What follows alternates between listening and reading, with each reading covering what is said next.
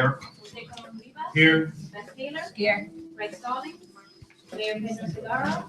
Sherry Beth. Michael Brescia. Here. Robert Porter Jr. Matt Holland. Here.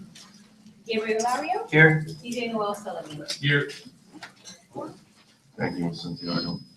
Introduction for board meeting. Good evening. As Chairman of the Hartford Board of Education, I hereby call to order the February 17, 2015 regular meeting of the board. I wish to extend a warm welcome to everyone present and to our television viewers. The board, the superintendent, and I are pleased that you've joined us as we celebrate achievement, review information, and make policy decisions related to the effective operation of the Hartford Public Schools. This is a regular meeting, and all items that will be discussed or voted upon this evening have been posted as required by state law. As the Hartford Board of Education, we are here to set goals, listen to reports to the superintendent, approve budgets, contracts, and personnel appointments, and make policy for the district. We are not here to make management decisions or solve the problems of individuals. Management is the responsibility of the superintendent. The monthly meetings of the board are open to the public. They are the time when the board conducts its business of governing the school system in a public arena. The regular meetings are not meetings with the public. Therefore, comments from the audience will be confined to the time designated for the public to address the board. Decorum and courtesy are important elements in effective public meetings. Please silence your cell phones and communication devices and refrain from talking while others are speaking. Since it is legally mandated that proceedings be accurately recorded, I may have to ask for order periodically should noise begin to interfere with our recording capabilities. I am pleased that you have taken the time to join us this evening. We are very proud of the school system, and we thank you for your interest in the Hartford Public Schools. Dialogue session. 3 minutes per speaker. At 2 minutes, Ms. Santiago will ring the bell, and then again at 3 minutes. And when you hear the second bell, please wrap up what you're saying and make way for the second speaker so that everybody can be heard. Okay. Hyacinth Yenny.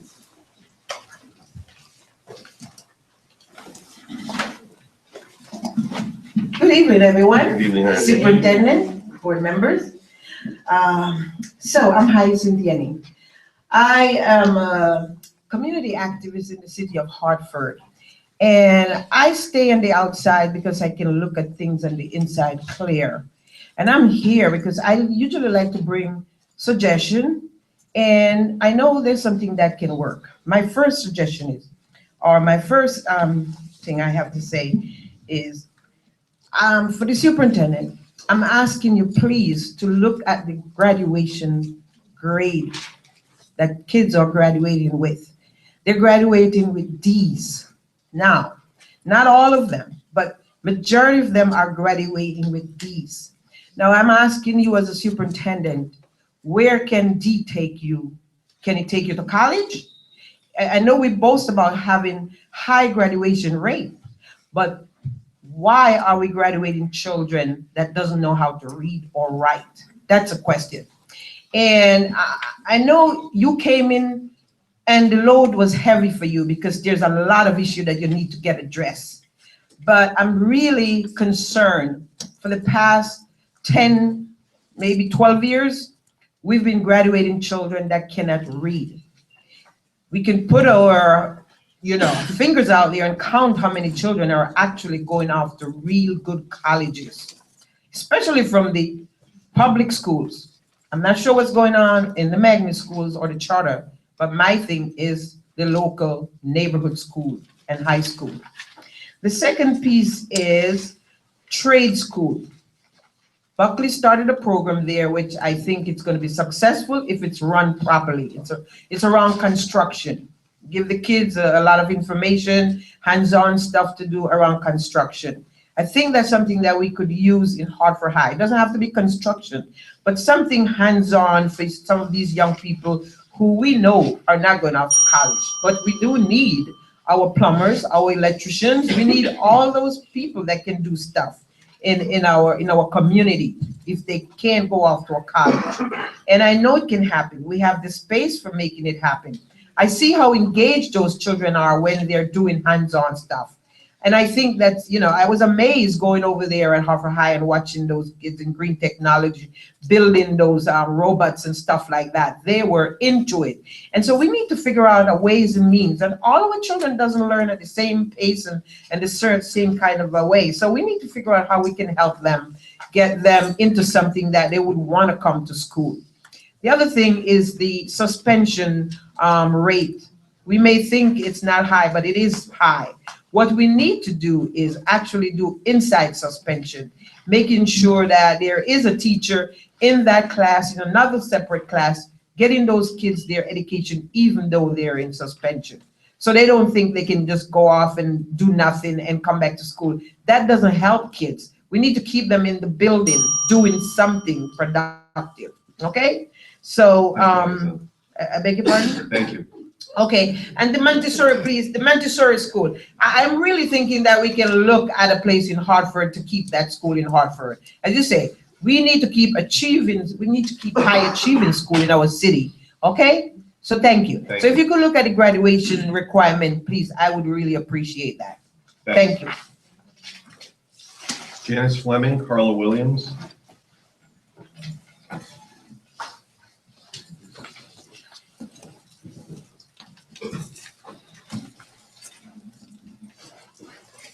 Good evening. I was laughing to myself because I remember Hyacinth 20 years ago taught me how to organize. And so it's so funny kind of seeing her still telling others what to do. But today I am here, Janice Fleming, founder of the Voices of Women of Color. And to my right, we have Carla Williams, the CEO of the Voices of Women of Color. Carla was prepared to make statements tonight, but she's not feeling well, so I told her that I would step up and do it. We're here today in regards to the Board of Education Annual Organization Meeting. For the Voices of Women of Color, we've always and have always been interested in the leadership of the systems that govern our children and our families, etc. And after 20 years of organizing, I realized how important it is to pay attention to the folks who are actually going to have to listen to the leaders and the advocates and the parents.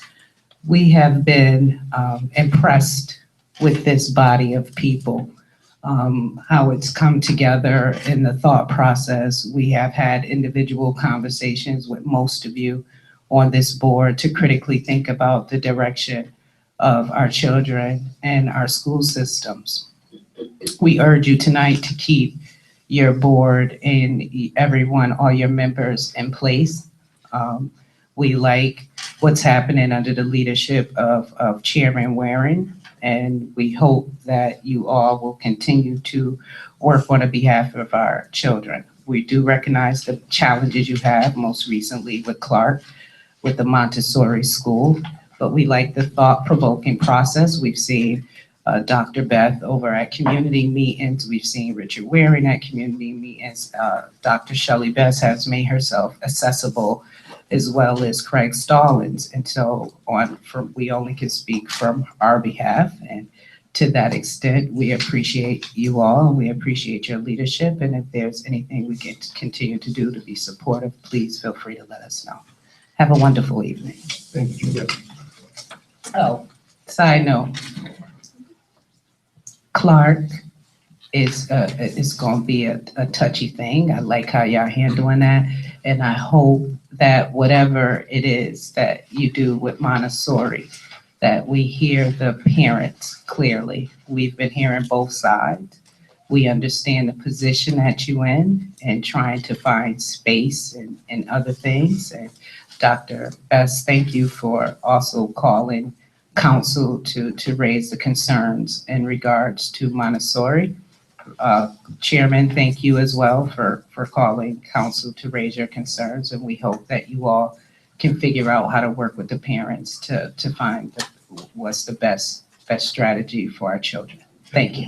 And also, another footnote. I thought you weren't feeling well. I'm not feeling well. But Okay. I wanted to add another footnote to the Montessori and to Clark Street School to just keep in mind that communities must know what's going on with their children. And so I would hope that you will also engaging the parents and make sure that they stay informed on everything that's going on. And thank you for your dedication and follow-up leadership on the Chairman Richard Waring. Good evening. Thank you. Good night. Paul Holzer.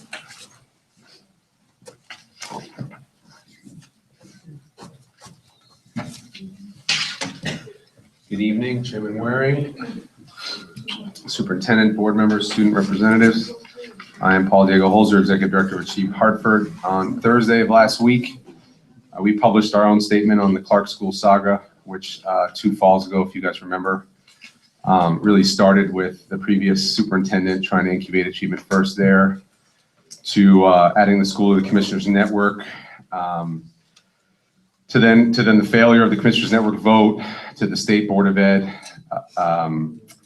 to the Harvard Board of Ed, then kind of electing to have the state intervene anyway, to kind of having CREC come in, to now where we are now. Just addressing that situation, we tried to provide or offer our opinion on a solution that goes above and beyond the temporary placement of Clark in 3 schools. Just really referencing all that Clark families have been through these past few years, we're humbly suggesting that the district administration consider other options for Clark families next year than the 3 neighborhood schools. Having talked to some Clark families, it's really clear that most families seem to just really want their neighborhood school fixed, and not just physically, but in terms of every other indicator that makes a strong school strong. But there are also many who would appreciate the option of getting their kids now into a higher performing school with fewer demographic challenges. This could be accomplished with weighting the lottery in a way that would allow Clark families to have a slightly higher chance of getting into magnet schools or even other high performing neighborhood schools with open seats. If this is done, would it be fair for other families that are not Clark families who also want a preference in the magnet lottery? No, it wouldn't. If a magnet preference for Clark families would be implemented, would it be known how exactly this would play into a larger strategy needed for North End schools? No, it wouldn't. But one thing is clear, schools with such high ELL, special ed, and high poverty student populations already have the cards stacked against them. And while we appreciate that this superintendent and her transition team want to do something to really address the inequities that exist among school populations in Hartford, doing so systemically will take time. And we're just not sure that families at Clark, having been through so much, should have to wait even more time for their school to get its needs addressed. Every week they wait, the promise made by the state and the Harvard Public Schools and this Board of Ed to turn that school around as part of the Commissioners Network is a promise going unfulfilled, not to mention a promise that has no real track record of success behind it yet in Hartford or really anywhere in Connecticut. So I leave you with this reframing of the current Clark problem. If you're looking to significantly improve Hartford neighborhood schools, achieve equity, close the opportunity gap, can the temporary closing of Clark School represent not just a problem, but an opportunity? We think it can, and if you go bold in your decision to give Clark families the opportunity to leave and attend other less challenged schools, I think you'll be on the right side of equity. And without taking anything away from what CREC's management team may or may not have accomplished in its first half year at Clark, at the very least, it would also be great to know how, when everyone does come back into this building, that the quality of education will be significantly different. Thank you. Thank you. Lakeisha McFarland.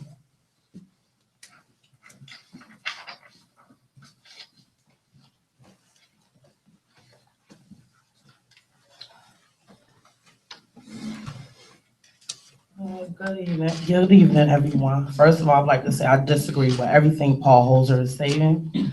I stand here before you guys to talk about Clark. I am Lakeisha McFarland. I am a parent at Clark School. I also serve on the SGC, and I am very involved in my kids' school and a very involved parent. I felt much disrespect as a Clark parent because 1 or 2 parents were taken to the governor's office to demand things on behalf of Clark School.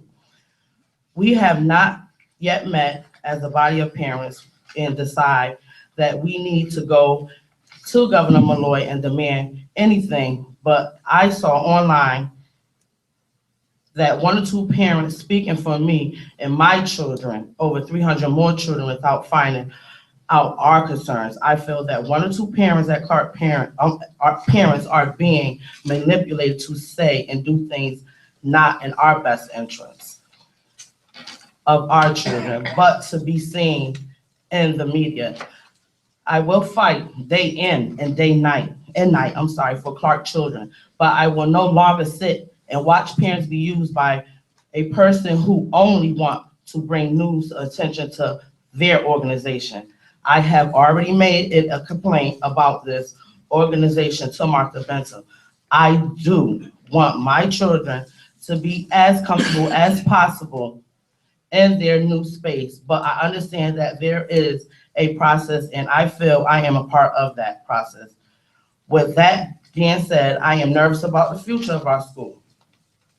The reason why I say this because I have been hearing parents talk about wanting to opt out into magnet schools or giving the building away. I want the commitment from the board that Clark School will not be turned over to a charter magnet school company, and that Clark children will return to our school building, the renovations to be moved from the PCS. Thank you for your time. We have a group I'm of, gonna fight for our school. we have a group of students who want to speak together. Kendall Morales, Asia Martinez, I can't read the first name, Perez, and Marion Cameron.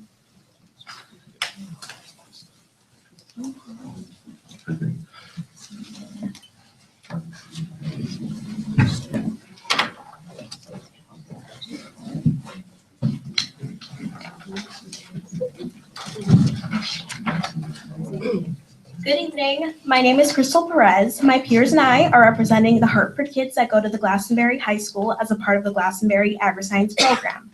The Agri-Science program opens the doors to learning about all aspects of agriculture while getting an opportunity for the rigorous high school education that the high school provides. In the Agri-Science program, we are also a part of the National FFA organization. Through the FFA, we have opportunities to compete in career development events, more commonly known as CDEs. The CDEs are focused in many leadership skills with things like public speaking events or more focused events on specific topics of agriculture like floriculture.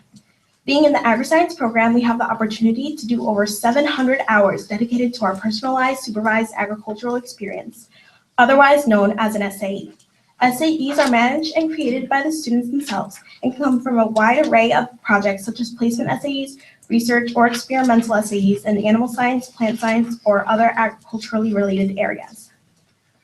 By having the opportunity to go to Glastonbury High School as a part of the Agri-Science program, we have been able to gain a wide variety of skills to help us in the future, as well as get a diversified high school experience. Thank you for the opportunity and your time.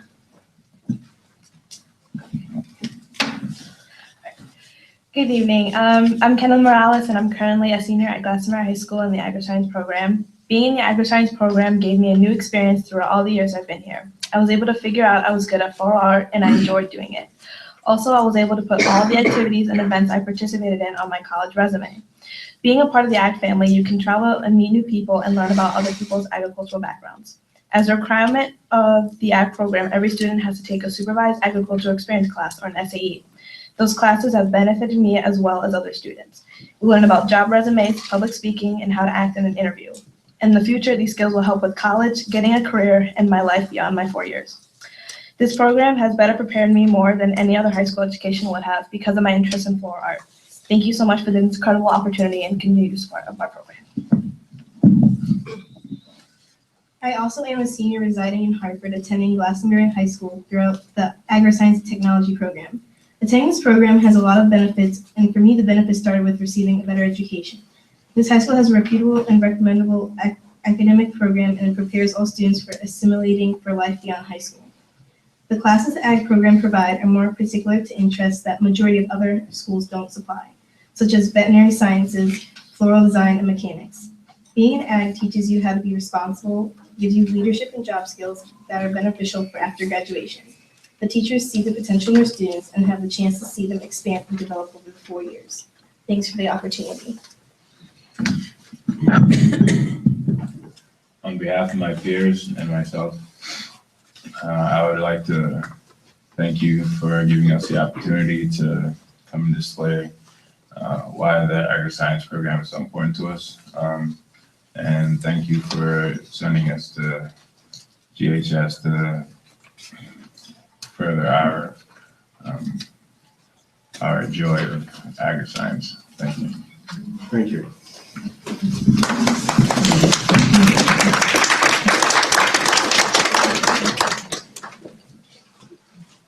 Councilman Larry Deutsch.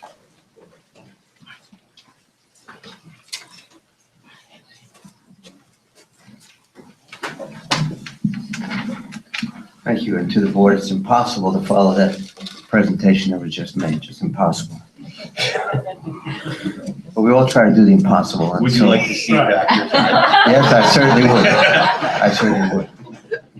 So if I can pick up on one comment that was made in terms of the Montessori school, Moylan, Monahan, McDonough, and so on, we have really, to put it simply, messed up on that situation. That's 4 M's. We messed up on the Montessori situation.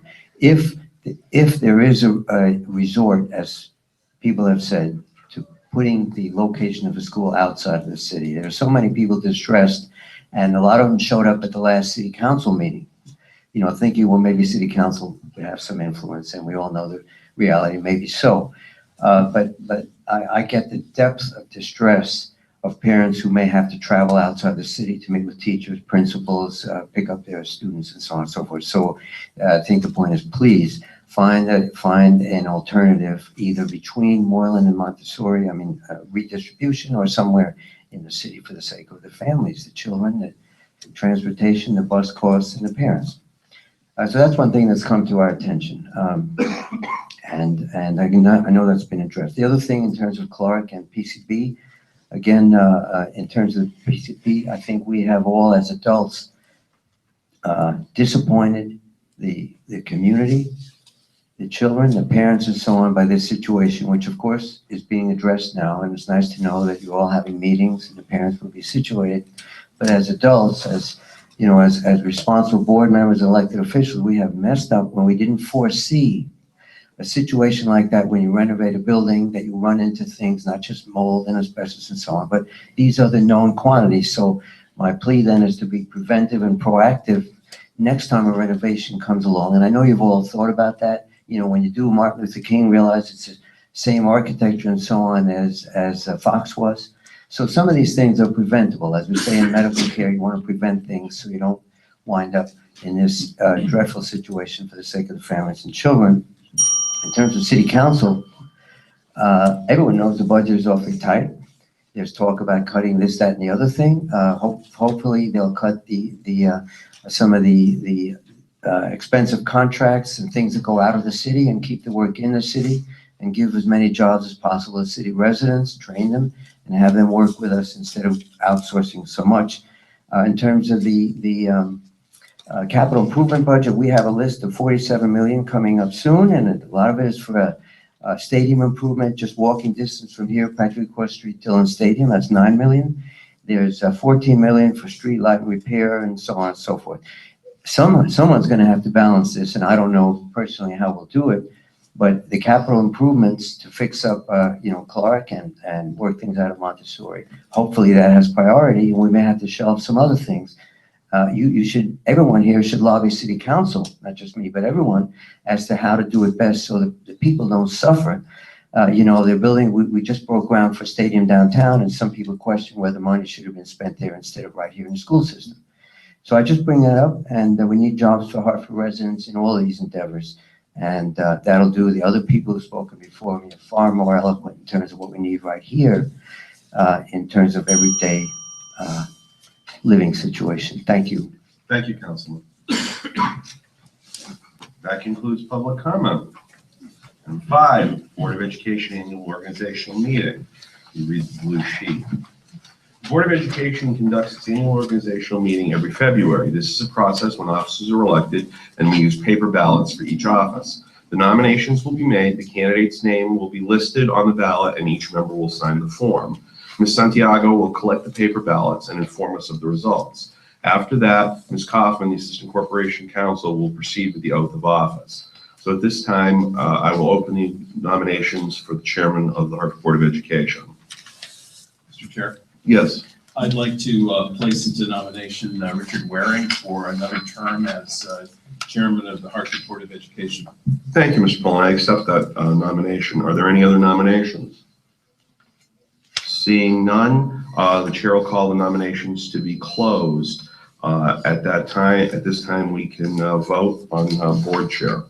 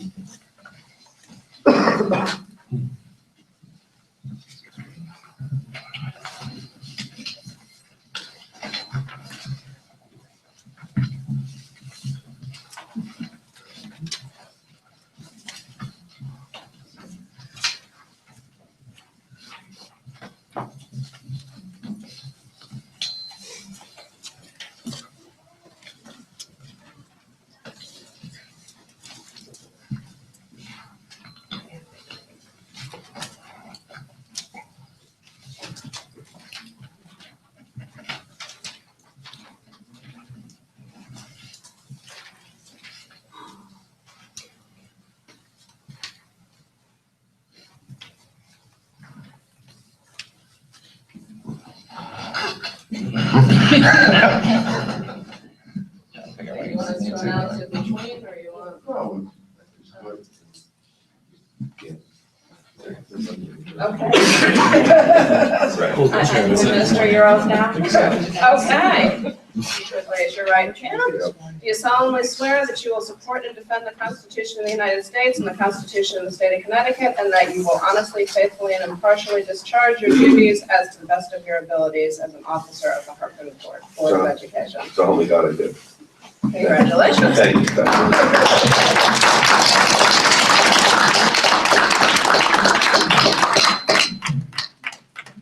I'd like to thank my colleagues for their support. We'll move to the election of the first vice chair. The chair will nominate Dr. Cologne Rivas for first vice chair. Dr. Cologne Rivas, will you accept that nomination? I accept the nomination. Thank you. Are there any other nominations for first vice chair? Seeing none, Nomination be closed. nominations are, the chair will deem them closed. At this time, we can cast our votes.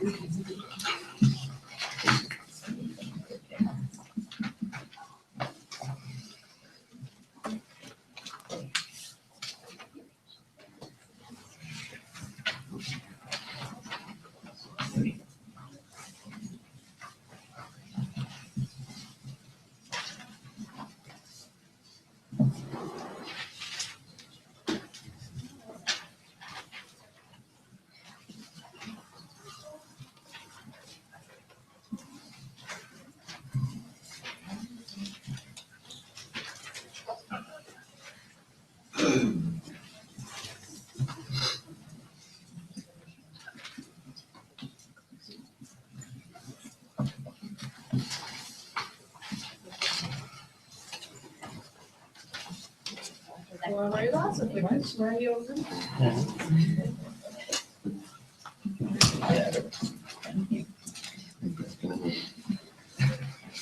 you could raise your right hand. You solemnly swear that you will support and defend the Constitution of the United States and the Constitution of the State of Connecticut, and that you will honestly, faithfully, and impartially discharge your duties as an officer of the Hartford Board of Education to the best of your abilities. Congratulations.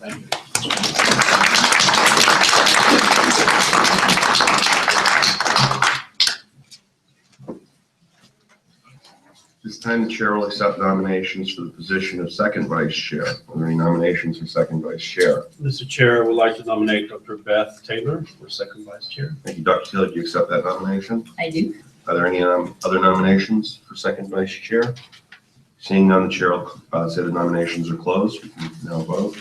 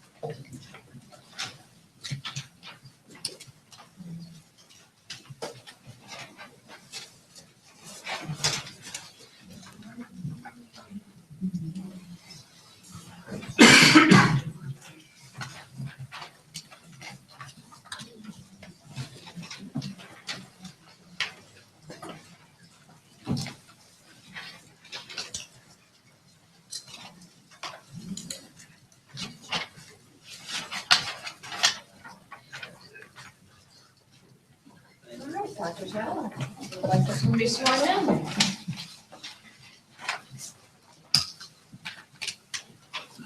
Raise your right hand.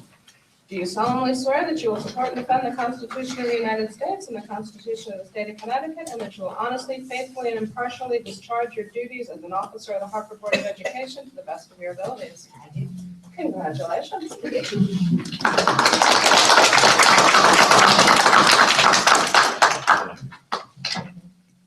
This time, the chair will move on for nominations for the position of board secretary. Are there any nominations for board secretary?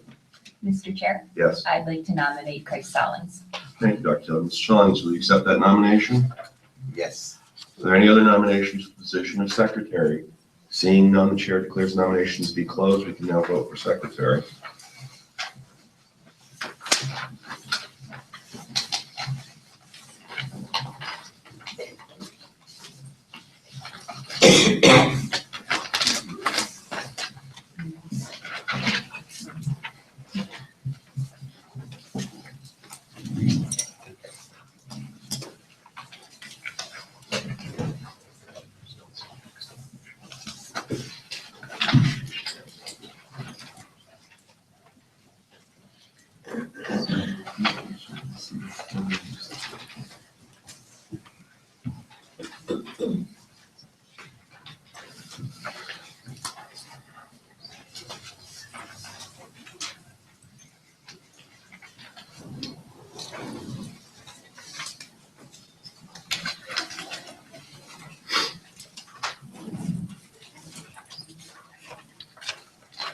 All right, Mr. Stallings. You can come get sworn in.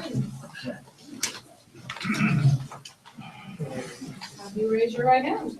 Do you solemnly swear that you will support and defend the Constitution of the United States and the Constitution of the State of Connecticut, and that you will honestly, faithfully, and impartially discharge your duties as an officer of the Hartford Board of Education to the best of your abilities? I will. Congratulations.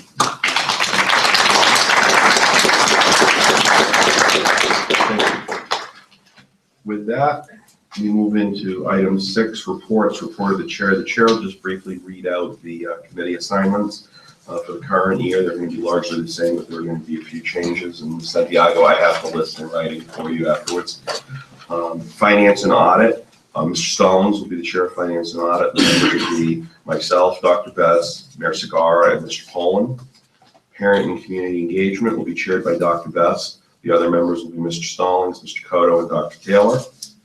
Policy will again be co-chaired by Dr. Taylor and Mayor Segarra. The other members will be Dr. Cologne Rivas, Mr. Poland, and Mr. Brescia. School choice and facilities will again be chaired by Dr. Cologne Rivas. The other members will be Mr. Brescia, Mr. Cotto, and myself. Human resources will be chaired by Mr. Poland. The other members will remain the same, Dr. Bess, Mr. Brescia, and Dr. Cologne Rivas. Mr. Brescia and I will represent the Board of Education on the Hartford School Building Committee, and the representative assignments will be as follows. CABE, I will be our representative. CREC in the Metropolitan Learning Center, Mr. Brescia will be our representative, and at this time I'll hold the library position open until I have to consult a little bit more with the library board of directors on that, and I will announce who I'm going to appoint to fill that vacancy probably at the next meeting, if not before. So with that, Dr. Narvaez, that concludes the chair's report. Thank you. Good evening, and thank you for joining us tonight. As usual, I have a combination of shout outs and updates to report in an effort to acknowledge the hard work of our students and our staff across the system. I want to begin with our students, and I want to acknowledge our very own TJ Noel Sullivan and his classmate Shamar Mahan for their outstanding performance at the Connecticut Debate Association High School Tournament. Both students are juniors at Classical Magnet and were victorious in the public final round, going undefeated. In addition, Shamar won first place for overall individual speaker at the tournament, and TJ came in second place. This victory qualified Shamar and TJ for the state championships to be held in late March. I would like to congratulate both Shamar and TJ for your accomplishments, dedication, and hard work, and for representing all of us with such pride. I want to add that both young men are also members of the Hartford Public Schools Citywide Student Senate. Congratulations, TJ.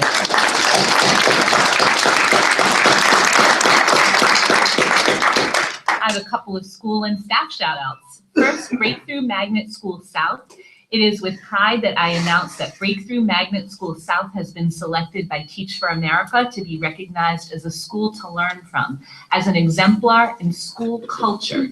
Using a rigorous and thorough application and selection process, Teach for America selected 4 schools across the United States for the recognition, including our very own Breakthrough School South. And they've been recognized for their transformational vision and values, their focus on building strong cultures, and their attention to meaningful student and adult learning. As a TFA school to learn from, Breakthrough serves as a host site to allow others to learn from their practices, participate in off-site visits, present at the national conference this summer, and appear as a feature story in TFA's magazine.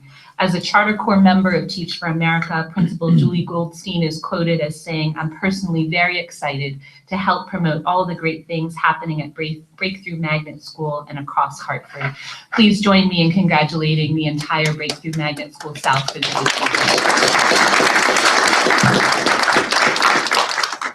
Did she leave?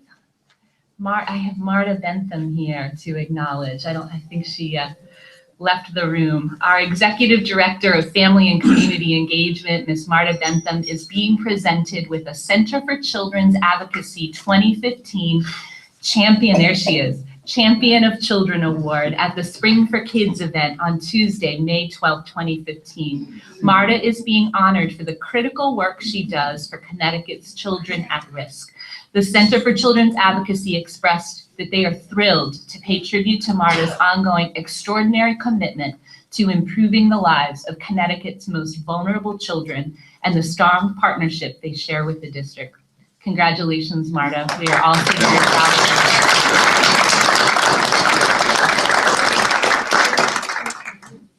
I need to acknowledge a team, our special education department, and I want to acknowledge that under the hard work and attention to details that this department has done, they have brought us to the task of meeting some important special education requirements. We have recently received communication and commendation from the state that we brought the errors that we report with our IEPs down to 0, down from 1,100 errors last December.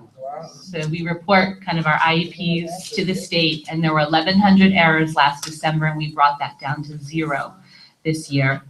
And also, we heard from the state, let me congratulate you on the outcome of the 2014-15 mini audit. All IEPs audited in the mini audit were 100% accurate upon initial review by the department.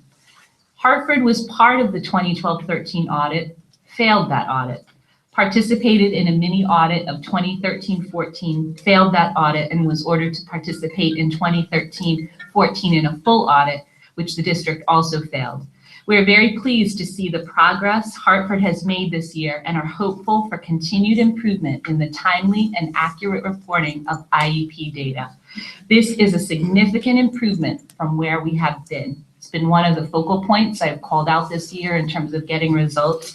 And attending to our special education requirements sets the stage for us to focus on teaching and learning for our students with special needs. I commend our special education leaders and staff for their hard work and focus. Thank you and congratulations. And we will keep up this hard work. Other updates. I want to give you a Clark update, as I have been. I would also, again, like to thank the families of all our students, Clark, Wish, JMA, and Simpson Waverly, our partners and members of my central office, for your hard work and collaboration over the last few weeks. As we continue to work to remediate the PCBs at the Clark building site, we are also ensuring that students and staff have the resources necessary to be comfortable and to attend to teaching and learning in the most effective ways. It's not been easy, but our priority is in ensuring that our students are thriving. So we have worked to ensure a smoother transition in the sharing of resources, including space and other materials, by the end of next week. We've been doing some trial runs with new schedules and are doing some movement of materials and spaces, and so we'll be ready to go. As we continue to work on a remediation plan through the collaboration of our contractors, the city, the state, and the EPA, we've also strengthened our communication through weekly meetings with our PTO, school governance council, parent leaders, and partners. It's open really to any parents that would like to participate in this to make sure concerns are known and addressed. They come right back directly to me and my team, and we go through that list of concerns week by week. So we thank them for their leadership, but we wanted to be very strong in keeping the communication open and frequent. Please visit our website for the latest updates. As you know, we've created our own web portal website so that you can go to updates find updates about Clark School. And again, I want to thank you for your support and your collaboration through this journey. And I'll continue to keep you updated.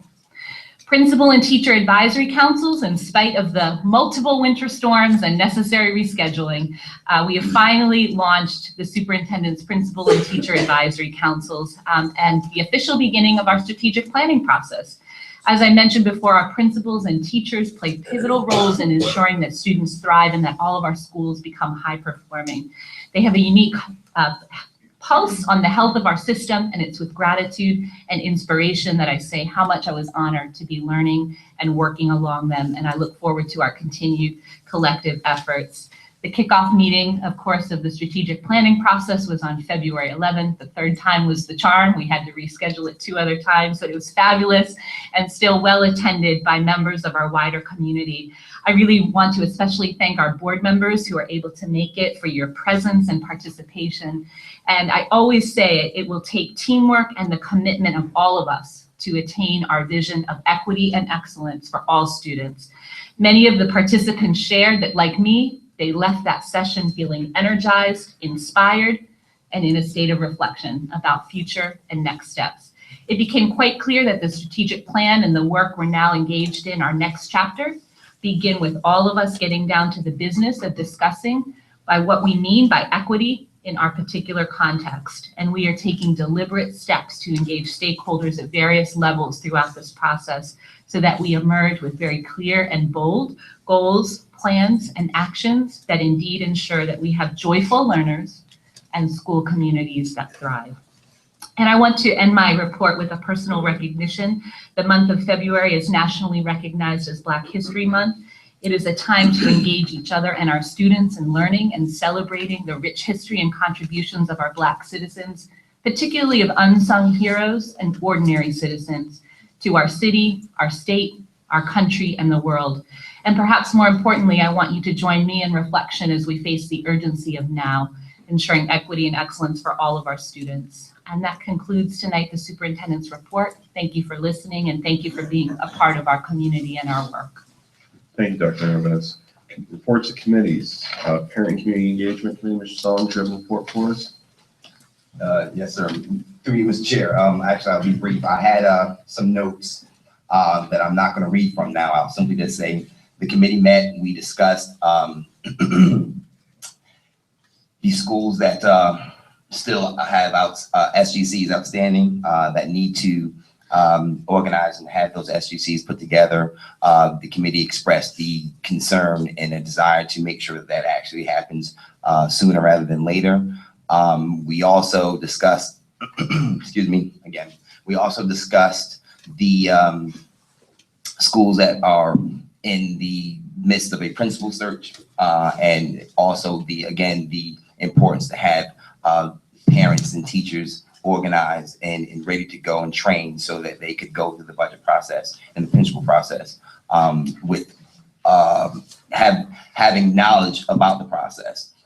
And the last thing I would like to just point out is there was particularly one SGC election that the committee was assured that would have no problems in that election process, and that was not the case. So as former chair now, I'm concerned about that. I've voiced my concern to the next chair. So hopefully we can work together to make sure that that process is more transparent. And as the superintendent mentioned, it's about equity. And if the SGC election process is not equitable for every parent, for example, if you have 700 parents in the school and only 30 vote, that is not an equitable process. And that's something that needs to change. And that is something that I will make sure that I pay close attention to so that our parents are not disenfranchised, our teachers are not disenfranchised, but we have a better, meaningful partnership between the two. And that just concludes the committee report. Thank you, Mr. Stallings. Business agenda, item 7A1, school administrative appointment, that the Hartford Board of Education approves the superintendent's recommendation to appoint Joseph Kopp to the position of acting principal STEM magnet school at Annie Fisher effective January 2, 2015. Is there a motion to adopt this resolution? So moved. It's been moved and seconded. Dr. Narvaez. Yes, the reason for this appointment, sadly, as you know, is the passing of Victoria Morse, who was the acting principal, and Mr. Koff has stepped up and has taken the lead there. I was fortunate to spend some time with him about a week and a half ago to see him in action leading the school. He has also been described as a skilled educator and a positive leader with a wide range of ideas. He's well liked by students and staff, an excellent role model for students and colleagues, a true professional with an impressive level of self-sacrifice and a genuine determination to improve the educational conditions and experience for all the children, an asset to any school system. Mr. Koff has over 16 years of professional experiences in the field of education, including principal in residence in Hartford Public Schools, assistant principal right here at the Sport and Medical Sciences Academy, assistant principal at the Tonsas Elementary School, assistant principal Hartford Public High School, a teacher and coach at Weaver High School, and a high school principal in the East Windsor Public Schools. And again, Mr. Koff was able to step into a leadership role at Annie Fisher STEM Magnet School during a very difficult time to ensure that teaching and learning continue to be the utmost priorities. And that's why I'm asking the Hartford Board of Education to approve the recommendation to appoint Mr. Koff to the position of acting principal. Other questions from the board? Yeah. Mr. Koff here. Yes. Yes. Why don't you come up? Sure. Are there any questions? No questions? Is there any debate on the motion? No, good. Hearing no debate, Chair calls the question. All in favor signify by saying aye. Aye. Are there any against? Motion carries. Congratulations.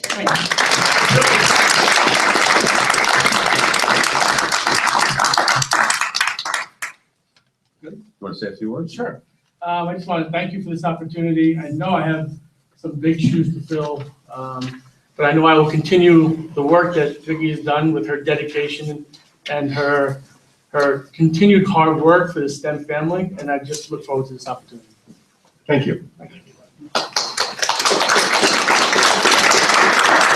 Item 7A2, approval of contracts, E-rate funding application, $525,000, superintendent et al. The E-rate program makes telecommunications and information services more affordable for schools and libraries in America by providing discounted telecommunications, internet access, and internal connections to eligible schools and libraries funded by the Universal Service Fund, USF.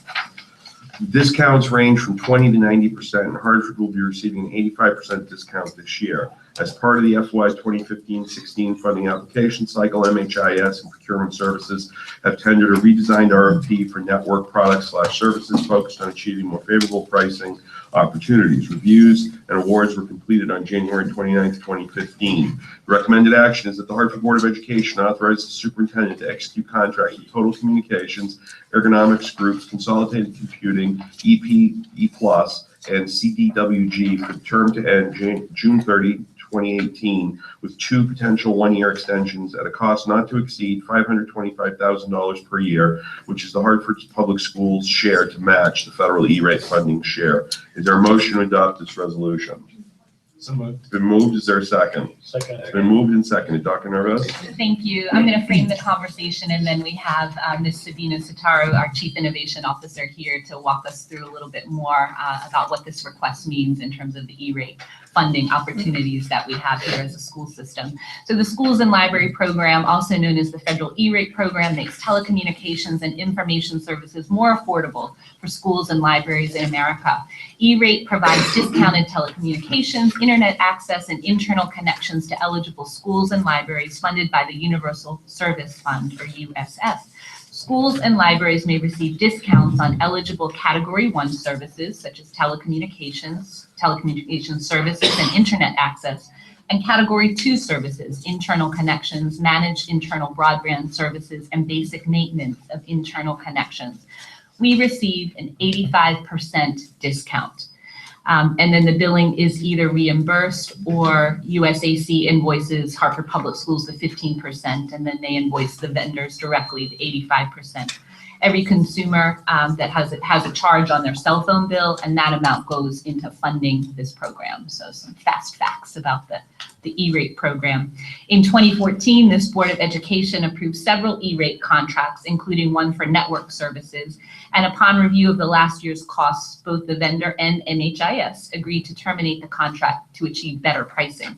And please note that there have been rule changes in the E-rate modernization orders, and they require us to have contracts fully executed before we submit the form and the application. And so it's one of the reasons that we have these contracts before you this evening. Again, Sabina can walk us through this in further detail.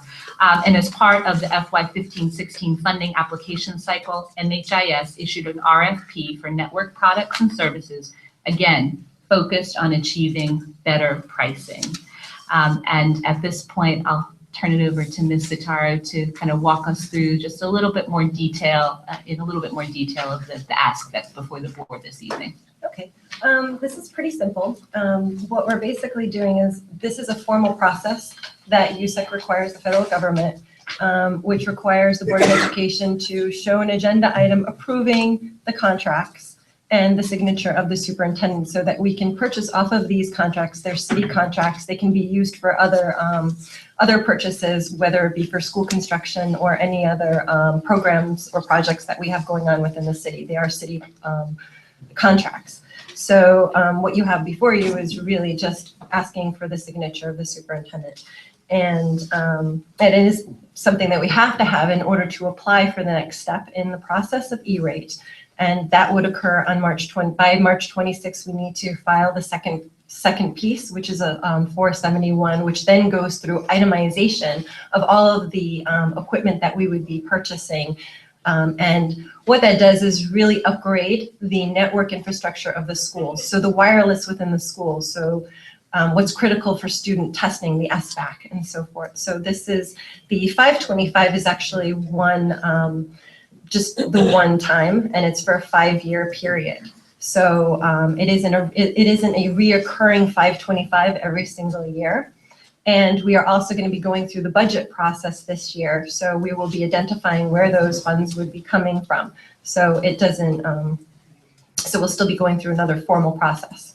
So we'll be back in front of you again in March to talk about the application process and asking for approval for that. And this is, when we get audited, this is a part of the documentation that they require, is showing that the Board of Education has approved these processes all the way through. So thank you. So this is part of the application process, and then we'll be back next month kind of detailing the next steps of this. I also just want to acknowledge that some board members through our agenda setting process had asked for a frequently asked questions sheet to be put together about E-rate, and so thank you to you and your team for putting that together. And board members, that's in front of you. Another copy in case you wanted some more fast facts about the E-rate program. So with that, to you, Mr. Chair. Are there any questions? No questions. Any debate? No debate. Well, Mr. Chair, I just want to say thank you for the explanation, because I wasn't really encouraged until you explained it. So thank you. Sorry, Mr. Chair. Thank you. Anything else? Chair calls the question. All in favor signify by saying aye. Aye. Are there any against? Motion carries. Thank you very much. Thank you. Item 7A3. First reading, proposed school calendar for 2015-2016. No actions required. The Hartford Board of Education accepts the first reading of the proposed school calendar. This will come back up in March. Yes, next month. It'll come up in March for adoption. This is just the first reading. Okay. Item 7B, consent agenda, acceptance of funds, 2014 School Security Competitive Grant Program, $783,361. Is there a motion to adopt the consent agenda? It's been moved. Is there a second on it? Second. Any debate? Questions? Hearing none, the chair calls the question. All in favor signify by saying aye. Aye. Are there any against? Motion carries. Chair would entertain a motion to adjourn.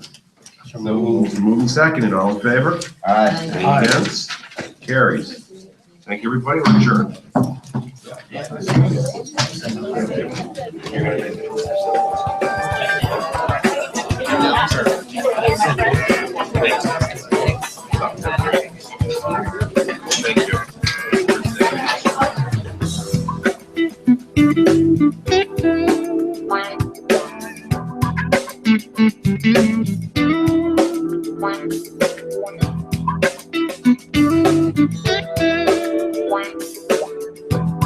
Thank you.